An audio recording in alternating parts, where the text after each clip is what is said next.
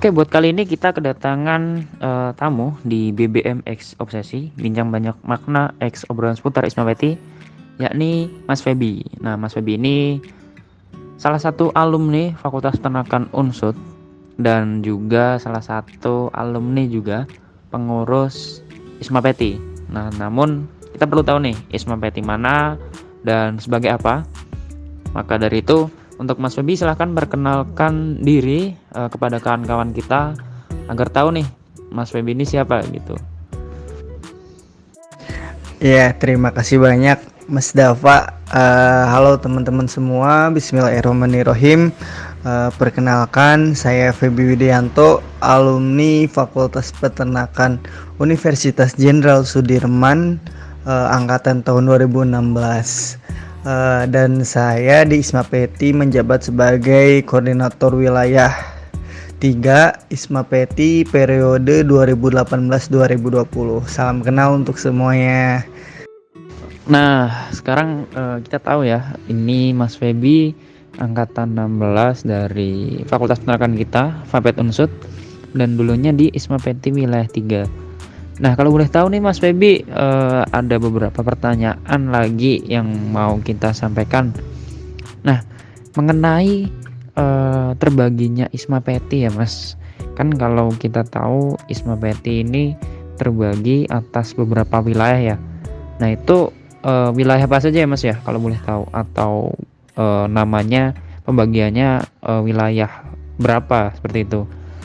Lalu untuk cara-caranya anak-anak kampus nih atau lembaga atau organisasi khususnya di bidang peternakan di tiap-tiap kampus, untuk cara bergabung dengan Isma Peti itu seperti apa ya Mas ya? Bagaimana caranya ya? Terkhusus untuk di zamannya Mas Feby sendiri ya. Nanti kita sesuaikan nih dengan yang ada di zaman sekarang atau dengan di tahun-tahun ini. Itu untuk pertanyaannya Mas Feby. Ya, baik.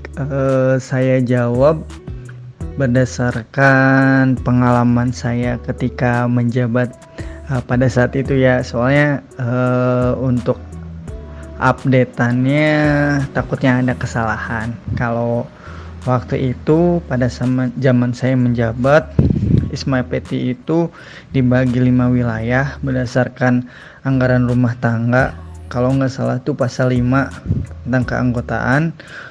Wilayah 1 itu meliputi Pulau Sumatera dari Nangro Aceh Darussalam, Sumatera Utara, Sumatera Barat, dan seterusnya, Lampung, seperti itu. Kemudian wilayah 2 itu meliputi Jawa Barat, DKI Jakarta, dan Banten.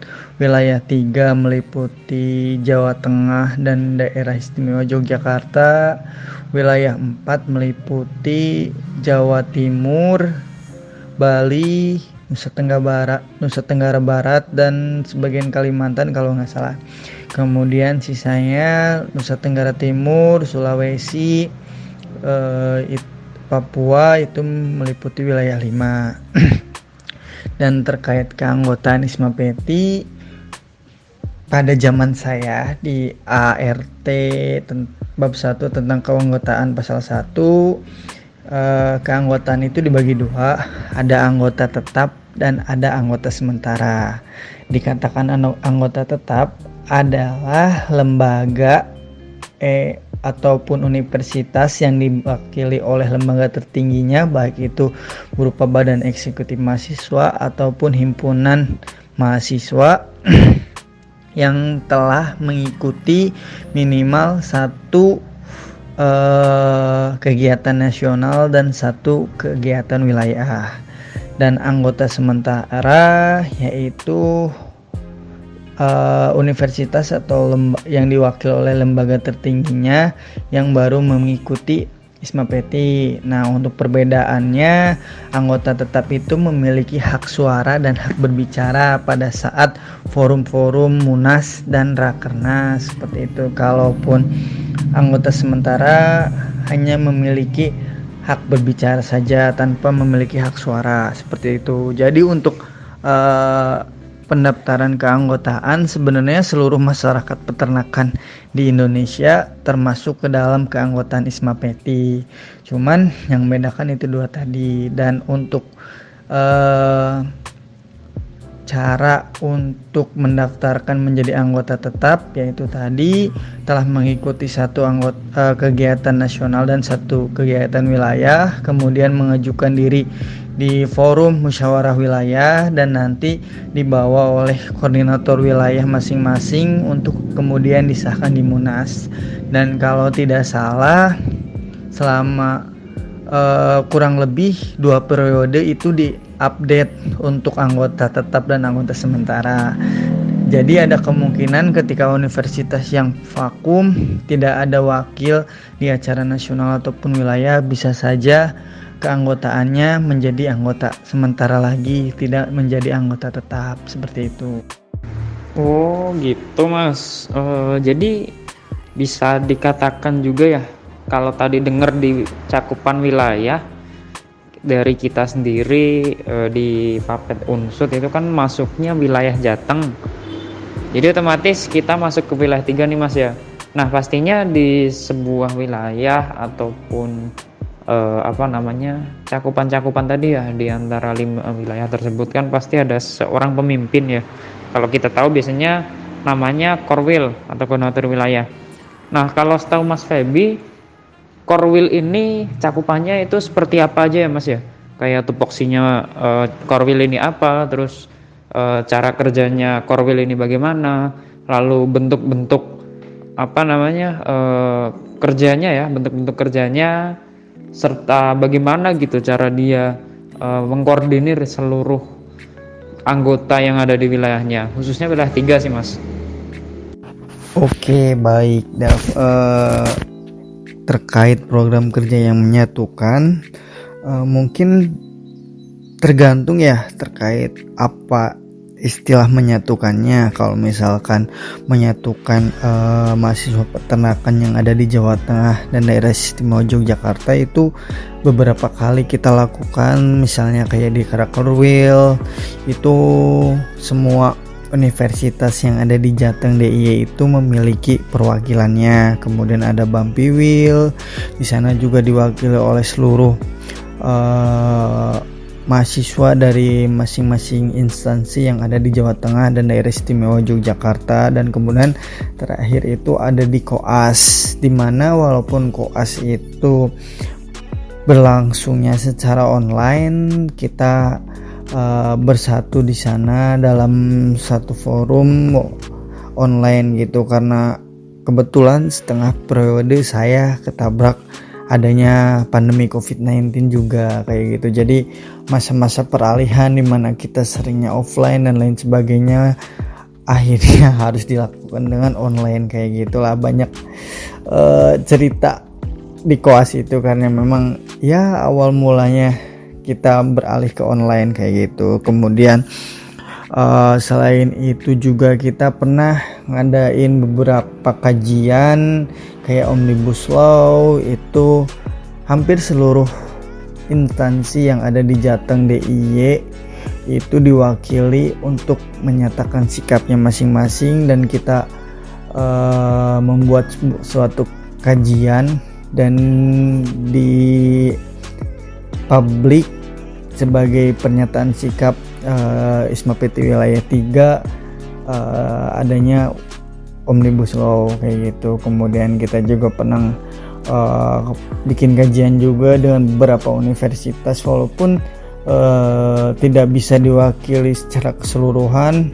Ada beberapa universitas dulu tuh waktu bahas terkait anjloknya harga ayam kayak gitu. Kalau misalkan ke tingkat karesidenannya, kita beberapa kali mengadakan buka bersama sambil bagi-bagi takjil sederhana kayak gitulah pada masyarakat yang ada di karesidenan masing-masing. Dulu tuh dibagi 4 titik sesuai karesidenan masing-masing, ya walaupun sederhana kayak bagi-bagi takjilnya snack kayak gitulah ya.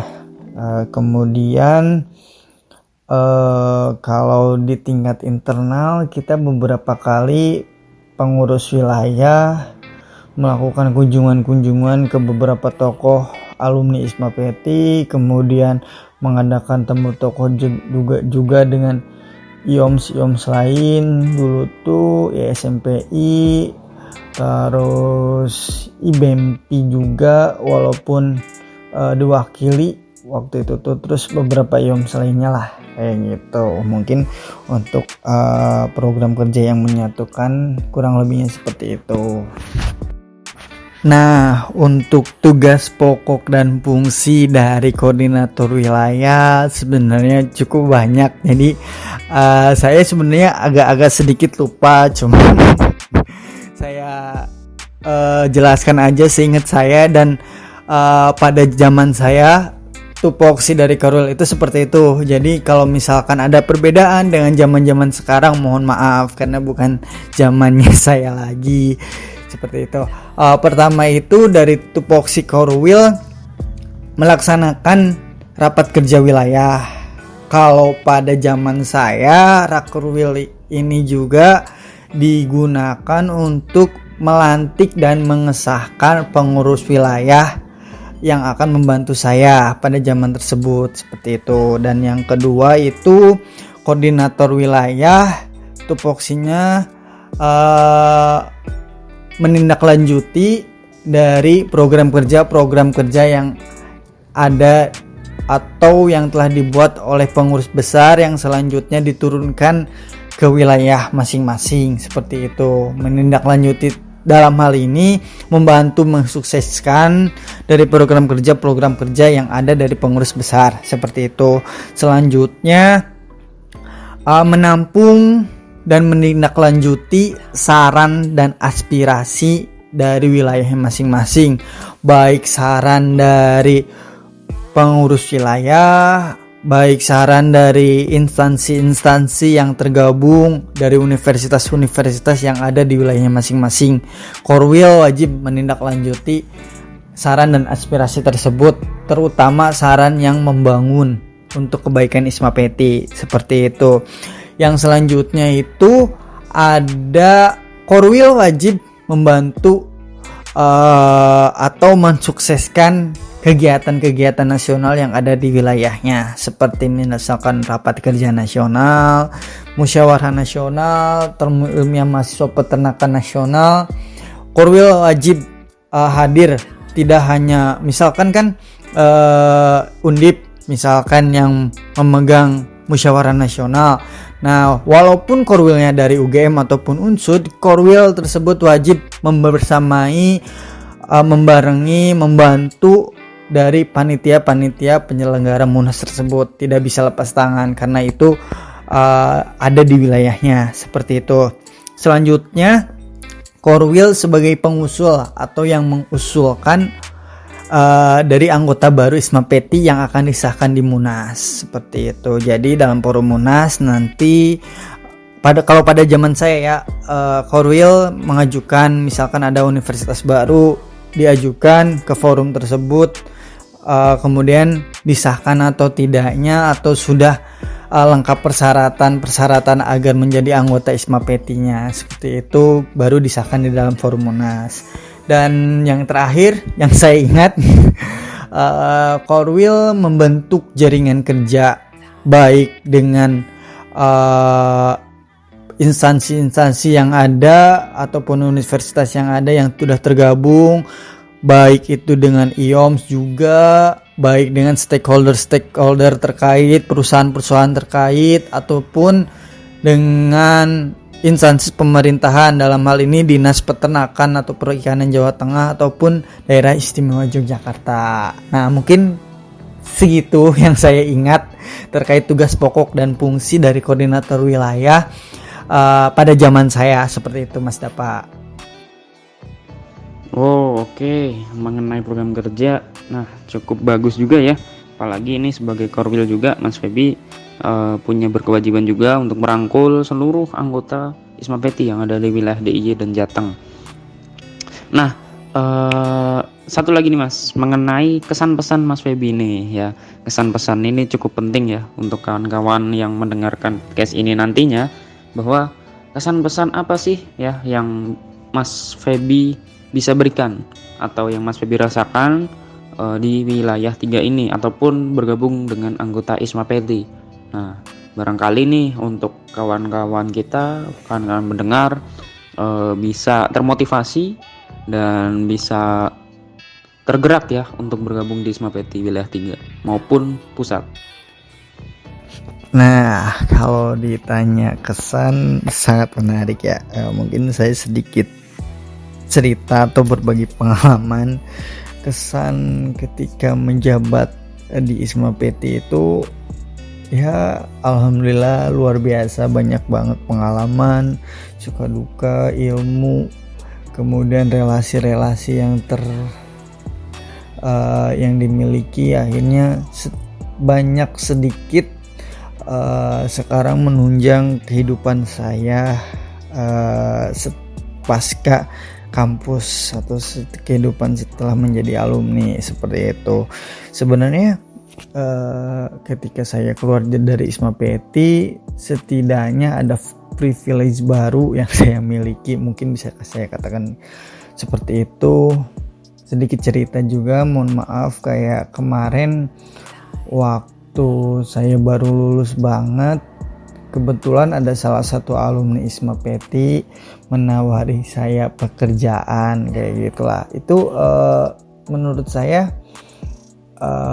salah satu hal yang bisa kita dapatkan ketika kita lulus menjadi alumni ISMA PT ya, walaupun namanya organisasi tergantung kitanya, namanya rumah, baik buruknya kita yang nempatin, kita yang beresin, istilahnya kayak gitu. Jadi bagaimana pinter-pinternya kita dalam rumah tersebut kayak gitu. Jadi apa yang kita beri pasti itu yang akan kita dapatkan juga kayak gitu. Dan mungkin kesan yang menjadi pengalaman berharga, selain mungkin ada jalan-jalannya juga, kemudian banyak ketemu orang baru juga ya, kayak gitulah.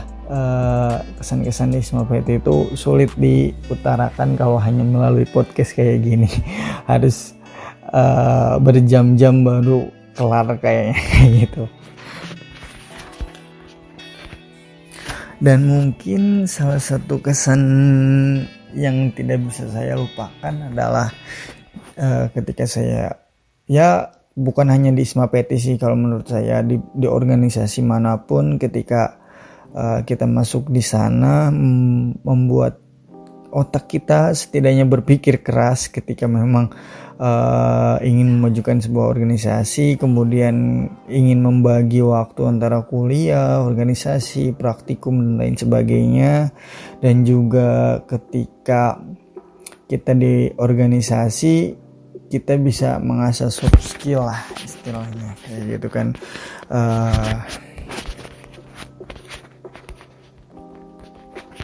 Dan juga adanya keberanian baru yang saya dapatkan, yang sebelumnya mungkin belum diri saya upgrade kayak gitu. Karena ketika kita bertemu dengan orang baru, otomatis kita harus mengupgrade diri juga kayak gitu. Dan ketika memang di ISMA PT ada wadah di sana untuk mengupgrade diri saya kayak gitu waktu itu. Jadi saya merasa diri saya ke-upgrade banget ketika mengikuti ISMA PT kayak gitu. Oh, seperti itu. Oke, mengenai kesan ya dari Mas Feby, kan bisa dengar cukup luar biasa, dan pesannya juga itu dapat direnungkan kawan-kawan dan dapat kita ambil mengenai gimana sih kita menjadi anak peternakan, gimana kita bisa menjadi bagian dari anggota ISMA PT ini, karena cukup penting juga ya Mas ya mengenai krusialnya maupun menjadi anggota ISMA PT ini benar-benar mendapatkan benefit yang cukup banyak ya bagi para anggotanya. Seperti itu. Oke, yang terakhir Mas, terakhir banget nih, slogan ya, slogan. Kita tahu ya ISMA PT punya slogan, atau mahasiswa peternakan punya slogan. Silahkan Mas Feby, kita utarakan slogan kita. Gimana Mas kalau boleh tahu slogannya tuh? Terakhir, slogan yang sangat saya rindukan sudah lama enggak saya ucapkan. Salam cinta dari ujung kandang, hidup mahasiswa peternakan Indonesia, hidup mahasiswa, salam sejahtera untuk kita semua, amin. Oke, slogan kita bersama ya, salam cinta dari ujung kandang, hidup mahasiswa peternakan Indonesia. Oke, cukup sekian, terima kasih kawan-kawan, dan terima kasih banyak kepada Mas Feby untuk dapat kita ajak ya membuat podcast ini, BBM X Obsesi, dimana kita memang berencana untuk menargetkan kepada seluruh pendengar kita agar lebih tertarik lagi kepada ISMA PT, agar ISMA PT lebih terbranding lagi kepada mahasiswa peternakan, khususnya di wilayah 3 maupun di internal Fapet Unsut. Maka dari itu kita ucapkan banyak-banyak terima kasih dan sukses selalu untuk Mas Feby, serta berkah semua rezeki serta berkah semua hasil yang kita dapatkan di ISMA PT. Wabillahi taufiq wal hidayah. Wassalamualaikum warahmatullahi wabarakatuh. Lanjutkan di podcast Obsesi XBBM selanjutnya. Terima kasih.